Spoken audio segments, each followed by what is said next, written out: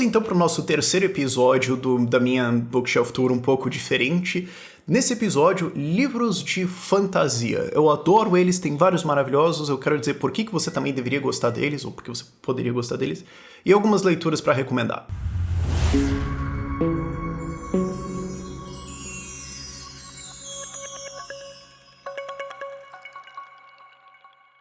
Então, caso você não tenha visto os vídeos anteriores, uma Bookshelf Tour é um vídeo sobre os meus livros. Só que geralmente isso é feito só mostrando livros, eu acho isso meio blá. Eu resolvi escolher livros e separar eles em alguns grupos e falar sobre alguns principais que eu gosto bastante, que podem ser úteis pra você pode resolver querer ler ou dar pra alguém e tudo mais. Nesse episódio, livros de fantasia. Livros de ficção fantasiosa. Harry Potter, Senhor dos Anéis, esses três. Ok? E por que eu adoro eles? Por dois motivos. Primeiro, porque neles tudo é possível. Você pode ter algum mundo extremamente futurístico com dragões e magia. Por que não? E isso abre espaço para você fazer coisas simplesmente lindas e inspiradoras em vários sentidos, em você só liberar qualquer restrição em fazer alguma coisa simplesmente foda pra caramba. Isso é importante. É importante você ter um contato constante com coisas bonitas, com coisas que te inspiram, com coisas que te elevam, com coisas que te geram um desejo, alguma coisa assim. Especialmente nesses últimos anos e no que vai ser esses próximos anos, com a tendência de o que ideias estão indo, sabe? Eu acho isso muito profundamente importante, porque o mundo tá fazendo um bom trabalho de ser depressivo, exaustivo e feio cada vez mais. Existe uma glorificação da feiura e uma rejeição de boa estrutura e boa esquerda como parte de uma estética de largamente esquerda, e isso é um desastre, é um absoluto horror. Então é importante você ter em contato com coisas bonitas, com coisas boas, com coisas inspiradoras, com coisas que te lembram. Isso aqui está dentro da capacidade humana de ser escrito. Eu acho isso importante. Agora, isso pode abranger vários estilos de literatura. Por que eu gosto de fantasia? Porque isso não tem nada a ver com o nosso mundo. O meu trabalho é exaustivo, ele é cansativo, ele é emocionalmente desgastante e tudo mais. Se eu fosse ler depois alguma coisa que é assim, algum livro que tem bastante a ver com o nosso mundo e tem esses tipos de intrigas e tudo mais, eu não quero isso. Eu quero ir embora. Sabe, tipo, é um momento de relaxamento. Não, eu não quero alguma coisa que me lembra do meu trabalho ou desse mundo em que nós estamos aqui. Então, é legal ler livros que são em mundos completamente diferentes, lógicas completamente diferentes e tudo mais. Simplesmente. E um terceiro argumento que eu não tinha pensado antes, mas enquanto eu tava falando, eu acho que isso é importante, especialmente agora, na era do TikTok e do Reels. Ler livros grandes te acostuma com isso, desenvolve esse senso de prestar atenção por um tempo maior, de fazer um esforço que eu tô... Cara, eu tô velho, mas que eu tô pensando que os jovens vão ter cada vez menos. Muitos desses livros aqui são 1000 páginas para mais e para mim isso é normal. E eu lamento que pessoas achem que livros com mais de 300 páginas são grandes. Sabe, isso foi uma das coisas que os meus pais, que especialmente minha mãe, fez muito bem, que é me acostumar com ler bastante coisa, sabe? Eu tava, mesmo da adolescência, lá, 12 anos de idade, assim, já lendo livros mais avançados e tudo mais, e quando eu tinha 12, 13, alguma coisa largamente ao redor desse espaço, 14, sei lá, 15, entre isso, 12, 15... Minha mãe tacou na minha mão Harry Potter e Senhor dos Anéis. Eu lembro que, inclusive, quando eu ganhei Harry Potter, eu não fiquei feliz porque eu esperava algum brinquedo, alguma coisa assim. E eu ganhei um livro e eu fiquei meio... Eu lembro disso. E eu acho que isso chateou a minha mãe, porque ela esperava que eu gostasse bastante e eu não gostei quando eu ganhei o primeiro livro do Harry Potter. E daí eu li, tipo, 50 páginas e eu fiquei... E daí eu li umas 50 e eu fiquei... Porque o começo de Harry Potter, sei lá, o começo do livro 1 eu acho meio lento. Eu acho meio... Demora pra ele entregar. Eu sinto isso, mas... Não sei, talvez seja só minha memória disso de quase 20 anos atrás, quando eu vi isso. Meu Deus, eu tô ficando velho. Mas aquilo me mostrou um mundo novo. E aí eu li o Harry Potter do 1 até o 4, e daí me deram o Senhor dos Anéis. E aí eu nunca mais li Harry Potter. Eu não li os 5, 6 e 7 que se foda, eu só vi os filmes. Eu troquei pra Senhor dos Anéis completamente, e aí foi. Todo mundo acho que conhece esses livros, se não conhece, por favor, conhecer. Mas isso me colocou esse hábito de ler coisas maiores, de ler histórias maiores. Isso me ensinou o que é boa escrita. Isso me ensinou o que é uma boa construção de um livro. E isso acho que me influenciou depois nas coisas que eu gostava ou não. Isso posto alguns livros de fantasia que podem ser legais pra você. Primeiro, e eu já quero começar por o que eu acho que é o melhor livro de ficção fantasiosa, de fantasia, escrito na história. Eu não acho que existe algum que bate esses dois. E ainda não tem o terceiro. E eu sou trouxa. Eu sou otário, eu sou burro, palerma, bobão, porque eu acho que vai sair o Doors of Stone em 2000 e alguma coisa. Eu acho que ele vai existir. E essa altura é revoltante. É revoltante que o terceiro livro não exista. Mas eu acredito que ele vai existir. Eu tô falando, é claro, da Kingkiller Chronicles, do Patrick Rothfuss, que é o The Name of the Wind e The Wise Man's Fear. Eu não lembro como são os títulos em português, eu li tudo isso aqui em inglês, eu não... inclusive as pessoas às vezes notam o quanto eu penso em inglês e depois traduzo e escrevo em português, porque eu tô acostumado com isso, mas... os livros são simplesmente fantásticos. E assim, ele levou tipo 10 anos pra fazer cada um deles, é por isso que o terceiro ainda não existe, ele já tá atrasado, acho que mais de 10 anos. Um dia ele vai existir, eu suponho, então muita gente critica ele por causa disso, ou não quer ler os dois primeiros porque ainda não tem o terceiro que fecha a trilogia. Mas... eles são, pra mim, o exemplo de o que é boa escrita. Quando eu vou ensinar introduções para as pessoas, quando eu ensino storytelling, apresentação, etc., eu falo da importância de uma introdução e eu uso a abertura do The Name of the Wind como o exemplo de a melhor introdução já escrita na história da humanidade. Não existe uma introdução melhor. Especialmente quando porque você lê ela é muito poderosa, e você lê o livro e volta e lê ela de novo, ela é mais poderosa ainda.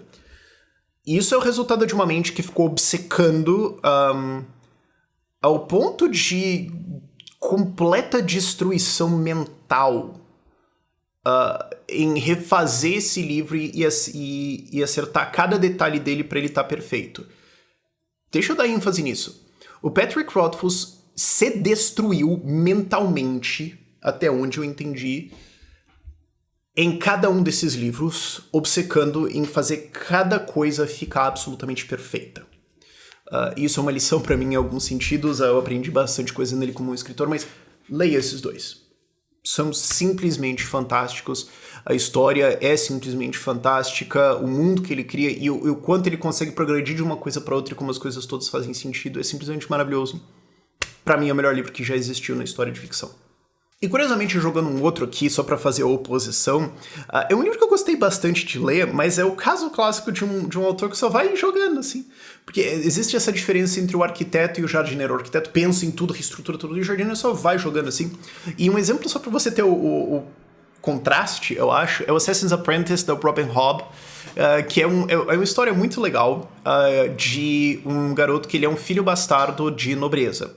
E ele é trazido de volta pra nobreza, mas o problema é que ele não é um sucessor, mas ele é da família, mas ele não é.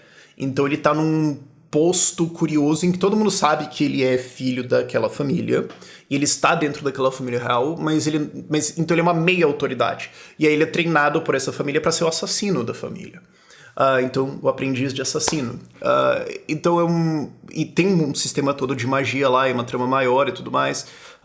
Mas é interessante, e é interessante que assim, ele não toma muito prazer em matar, não é um livro sobre um assassino, é um livro sobre alguém numa posição de poder curiosa tentando jogar isso, e no meio disso tudo crescendo. Eu acho que uma história legal. E é legal como ela vai adicionando várias coisas. E, sabe, no Nome do Vento você tem No Name of the Wind, do Patrick Rothfuss. Tudo tem um lugar, tudo tá certinho, tudo tá previsto e tudo mais. E no Assassin's Apprentice as coisas estão só aparecendo. Tipo, foda-se, sei lá, vamos jogar isso aqui. Dragões, uau, não sei. Eu não sei. Como é que a gente resolve isso? Taca dragão em cima. Eu acho legal esse contraste de autores só pra você entender um pouquinho mais sobre como é o mundo de escritores. Outra coisa, e isso aqui... isso vai custar um tempo da sua vida. Eu sou um dos pastores da igreja de Brandon Sanderson. Eu literalmente tenho uma tatuagem inteira de um livro dele, um grande bloco de texto. É o Stormlight Archive. O Brandon Sanderson é um escritor compulsivo. Ele escreve alguns livros por ano de um tamanho razoável, e um deles é uma decalogia. Eu suponho que o nome é uma decalogia, eu não sei. São 10 livros em 2 blocos de 5. Ele tá escrevendo agora o 5º, né? Então são 2 blocos, ele tá fechando o primeiro bloco agora. E é um mundo fantasioso extremamente complexo e profundo. E não tem como eu nem começar a introduzir a história, mas o ponto inteiro é que é um livro sobre liderança. É isso. Quando eu boto pessoas para ler isso, e elas leem as, sei lá, 4.500 páginas que já tem escritos do Stormlight Archive, se você não contar as novelas que tem no meio, deve dar umas 6.000, alguma coisa assim, elas concordam que sim, é um livro sobre liderança. É isso. É uma história fantasiosa, super fantástica. E o que é legal do Brandon, o que eu gosto muito, entre as várias coisas que eu gosto dele como autor, é que ele coloca pessoas com deficiências e problemas dentro das histórias dele e apresenta elas direito, ele realmente entende como elas são. Então você entende pessoas com transtornos diferentes, eu acho que isso pode ser educativo, inclusive, e muito da história é contada através dos defeitos e dos problemas das pessoas. E isso é uma coisa que ele, quando ele dá aula de storytelling, ele fala, cara, o Super-Homem é um herói muito paia, porque ele capa todo mundo na porrada. Ele é perfeito em tudo. Então, todos os problemas dele, todas as histórias têm a ver com ou alguém pegou Kryptonita, ou algum problema social que ele não sabe como resolver. Tipo, com as Lois Lane ou alguma coisa assim. Então, por ele não ter limitações, as histórias ficam meio óbvias. Então, quando você tem personagens com limitações, defeitos, problemas, dificuldades, coisas que eles precisam superar e tudo mais, e quando você tem superpoderes que são relativamente limitados, ou que exigem, que tem custos, que tem regras e tudo mais, isso cria um mundo complexo e é legal como você, como leitor, tá ali tentando meio que desvendar e acontecer o que vai acontecer, ou como é que ele poderia usar tal poder juntando com tal poder, ou se ele faz tal coisa e outra coisa, como é que isso interage, certo? E isso é legal pra caramba como um leitor, e assim, são livros que vão te sugar pra fora da existência. Se você sobreviver as primeiras 200 ou 300 páginas do Way of Kings, que é o primeiro livro do Stormlight Archive, você vai desaparecer do mundo por mais ou menos um mês. Você simplesmente vai um atrás do outro, e isso pode te causar prejuízos, definitivamente causou pra mim. Eu tenho sumiços induzidos por Brandon Sanderson, isso é parte da minha vida, então fica o aviso. Mas se isso parece muito intimidante pra você, essas milhares de páginas do Stormlight Archive e tudo mais, mas você ainda se interessou nesse autor e esse tipo de mundo, leia o Mistborn. Mistborn é uma trilogia dele. Tem uma segunda parte que ele tá escrevendo agora, mas você pode só ler a primeira trilogia e tudo bem. A história depois veio como um extra.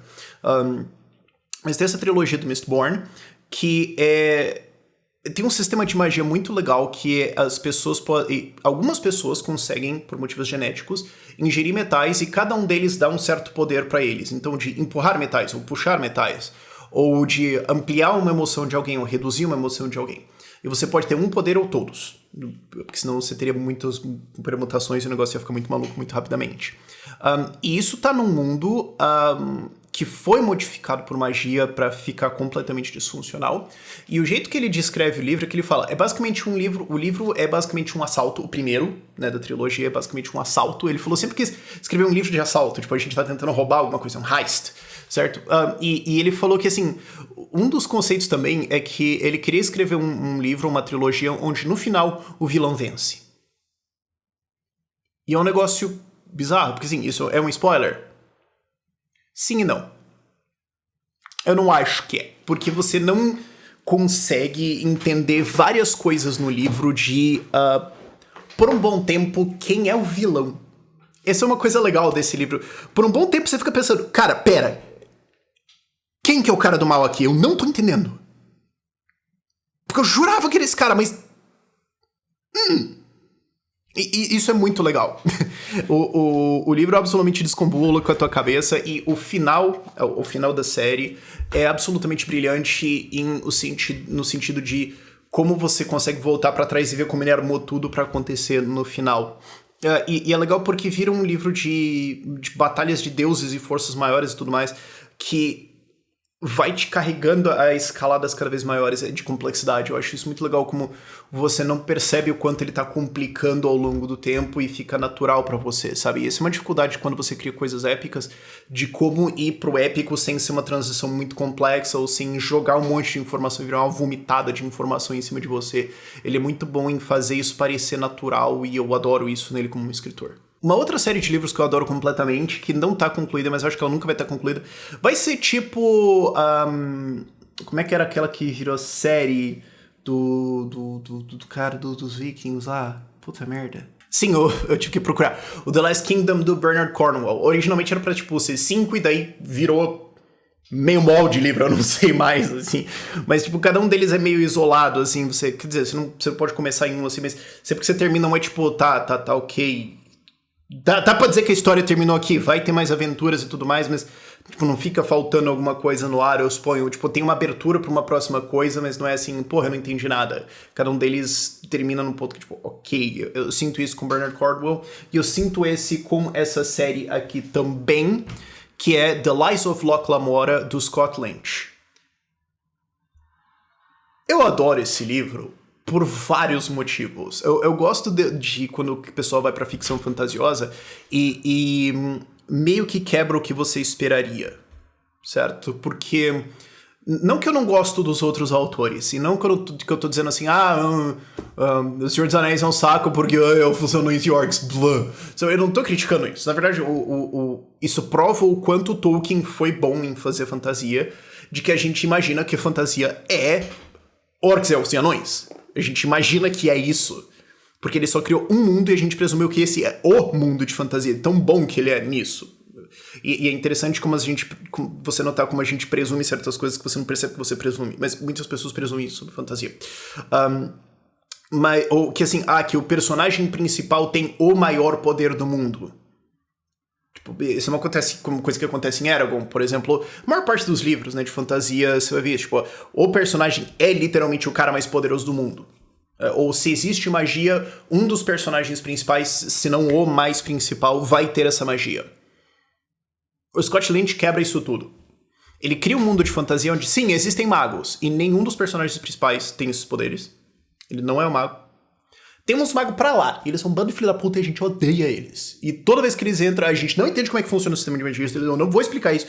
Toda vez que ele chega é pra encher o saco e tudo mais, então já quebra uma coisa aí. Outra coisa, ele é um ladrão. O personagem principal e o grupo dele são ladrões, mas não é bem ladrões. Eles são forjadores, falsários, eles se fingem deles, passam golpes, mas exclusivamente em gente extremamente rica. Então eles não estão enganando todo mundo, ok? É só num grupo direcionado, porque tipo, eles querem ser os melhores. E tem uma coisa que você descobre depois que é tipo, pera, na verdade o motivo é esse. Não é nem pelo crime. Não, eles não estão fazendo isso pelo crime, é por causa disso. Tá. E tipo, tem um mundo mágico e várias coisas aconteceram muito no passado e mudaram esse mundo. Você vai explicar elas? Não. E a história tem a ver com isso? Também não. Porque geralmente é tipo, tem uma grande coisa no mundo que aconteceu e o personagem principal tem a ver com isso e tudo mais. Tipo, The Wheel of Time, que é o dragão quebrou o mundo e talvez o novo dragão vai quebrar o mundo. Não, é tipo, não, isso aconteceu e a gente não vai explicar nada também não. Tem várias coisas que são quebradas nisso e cada livro da história é ele e o grupo dele, o Locke Lamora e o grupo dele, basicamente derrubando um governo. É no meio de algum assalto gigantesco que eles estão fazendo em alguém que você olha e fala, assim, eles estão cometendo um crime? Sim, mas esse cara 100% merece isso. 100% merece isso, ok? Ninguém vai lamentar isso. E também parte disso é derrubar um governo. Parte disso aqui. E cada livro é uma diferente dessa. Eles indo no mundo e causando algum caos, derrubando algum governo gigantescamente. Então tem um certo gosto que um libertário teria por ler esse livro, eu suponho, mas é legal como ele só fura esses estereótipos assim de, o grande personagem é um grande mago. Não, ele é um ladrão. A grande habilidade dele é, tipo, trollar pessoas e ele é inteligente só, mas assim, num X1 contra qualquer pessoa ele perde feio. Alguns spoilers sobre histórias que eles se enfiam. Por exemplo, Tem uma onde ele e o grupinho dele fingem ser o capitão e equipe que comanda um navio. Mas eles, na verdade, não sabem porra nenhuma sobre um navio, sobre como fazer isso, só precisam ir daqui pra lá. É isso. Dentro desse, na verdade, uma subplot dentro de uma história maior. Mas eles precisam fazer isso. E aí, eles carregam uma pessoa que, na verdade, é quem é o capitão e quem entende pra caramba, mas não podem saber que aquele cara é o capitão. E daí eles saem pro mar e, tipo, um pouquinho antes de entrar na tempestade, o capitão, de verdade, morre e eles não sabem o que fazer, eles têm que se virar com isso. É, tipo, a tripulação pode só matar todo mundo e a gente tem que fingir que a gente sabe o que tá fazendo, sendo que vai todo mundo morrer. O que a gente faz agora? Eu adoro essa... mas a minha favorita é uma em que eles são basicamente sequestrados pelos magos pra participar de uma eleição. É tipo, não, tem os magos, tem uma cidade do lado e todo ano ela tem... Todo ano não, mas cada X anos ela tem uma eleição e tem 2 grupos e os magos brigam em... tem 2 grupos diferentes e cada um assume um partido diferente e eles têm que indiretamente manipular a eleição pra ganhar. E é tipo, foda-se a eleição, ou o povo, ou essa cidade, ou o partido e tudo mais. É só um jogo entre os magos de manipular os partidos e as pessoas pra ver se eles ganham uma eleição. É puramente um joguinho assim. E daí você... De novo, tipo, os magos não são a solução, um grande poder, não. Eles só são um bando de arrombado mesmo. É tipo, caralho, como vocês são gente ruim. E eu vou ter que fazer isso e manipular assim... e no meio disso eles também explodem os caras. São esses tipos de histórias... que você não espera, não é? Porque assim, geralmente histórias de fantasia são: nós temos que refazer a espada, nós temos que encontrar a espada, nós temos que destruir a espada, nós temos que... ou a espada ou o anel, ou o escudo, ou alguma coisa assim, ou nós temos que desenvolver o poder, ou nós temos que encontrar a magia. E é tipo, não, a gente tem que manipular essa eleição e ganhar, e talvez eu não queira ganhar, porque eu talvez queira que o outro lado ganhe, eu não sei realmente... e no meio disso tudo eu quero assaltar aquele cara e eu também quero foder esses caras que me sequestraram. Por quê? Porque eles merecem. Quebra completamente, eu acho, esse estereótipo de o que é uma história de fantasia padrão, ainda sendo uma história de fantasia. Indo pra algo totalmente diferente, Dune. Eu amo Dune. Eu simplesmente adoro, e assim, eu sei que tem pessoas que adoram e pessoas que não adoram. Tudo bem. Mas é um livro futurista megalomaníaco, basicamente. Como todos os livros, todos não, mas eu acho que boa parte dos livros futuristas acaba sendo megalomaníaco. Dune é e é legal porque, assim, qualquer tecnologia suficientemente avançada é indistinguível de magia. Isso é uma das coisas que é falada dentro de ficção. Eu não lembro quem falou disso, mas também o segredo da originalidade é esconder suas fontes. E também tem um outro take que é legal, né? Qualquer tecnologia suficientemente avançada é indistinguível de natureza. É um negócio curioso. Mas é um mundo tecnológico e também tem um superpoder que é basicamente a habilidade de comunicação mental, superpoderes psionicos, umas coisas assim. E a história é fantástica, talvez vocês conheçam pelo filme, né? Talvez alguns de vocês lembrem que tinha um filme dos anos 80 que é mais absoluta merda. É hilário o quão horrível o filme original é. E aí foi refeito Dune agora foi 2020. Não, foi 2021 que saiu Dune 1. E eu tava no cinema assistindo ele com uma criança super alegre. Eu amei cada segundo daquele filme. Eu sei que muita gente não gostou porque achou que o filme era lento e tudo mais, mas eu acho que ele é mais legal quando você já lê o livro, porque daí, tipo, como é que eles vão fazer aquelas naves gigantescas? Legal. Como é que eles vão fazer o bichão que... sabe, você já tem aquela expectativa do livro e você tá vendo como é que os caras vão fazer isso no filme. Eu acho que se você só viu o filme, talvez seja um pouco irritante, especialmente porque ele acaba no meio. E é legal que o Dune Messiah também, que é o livro depois, é muito legal também. E eu li, acho que talvez 50 ou 100 páginas do Children of Dune e falei, eu vou fingir que isso aqui nunca existiu. Deu. Achar uma merda, ok? Mas leia o 1 e talvez o Messiah, que é o 2, e tá bom já. E por último, eu queria colocar um outro autor e algumas séries de livros que não são realmente fantasia, mas eu só gosto dele, do estilo das coisas que ele faz, e eu acho que pouca gente conhece, e boa parte do trabalho dele já tá concluído, diferente de várias coisas que eu citei aqui, então é legal isso, que é o Connie Gulden. O que o Connie Gulden faz? Ele pega algum evento histórico e escreve ele do ponto de vista das pessoas que participaram, mudando algumas coisas, romantizando algumas coisas e tudo mais, mas fazendo com que vire contando pelo lado da historinha dos personagens. E eu acho isso muito legal.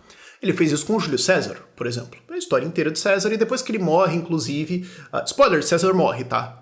Talvez... Eu não sei o quanto isso é um spoiler pra vocês. Se é... Eu tô preocupado. Mas...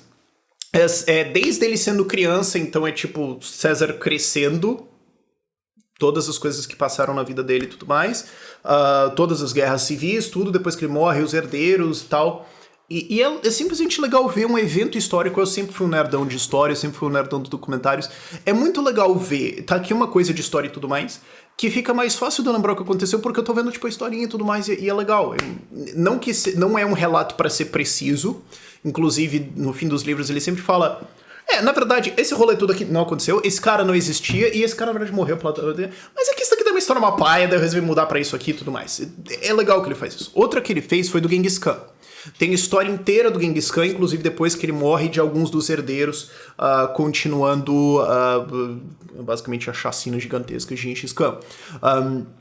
Tem um da Guerra Civil Inglesa também, mas eu não li esses dois. Esse daí eu li o do Genghis Khan e o do César. São histórias fantásticas. É simplesmente legal você ver um evento histórico grande de uma grande figura histórica pela visão de como seria ele. E ele realmente se enfia em tentar entender, tipo, como que era essa vida. Então, assim, pra escrever os livros do Genghis Khan, ele foi lá morar com os mongóis por um bom tempo e tudo mais, pra entender como é que era. Os relatos, os detalhes são muito legais, e eu simplesmente acho isso muito bonito. Enfim, todos os livros vão estar aqui na descrição, os nomes dos autores e tudo mais. Espero que algum tenha atiçado o seu interesse. Por esse vídeo é isso. Tchau, tchau.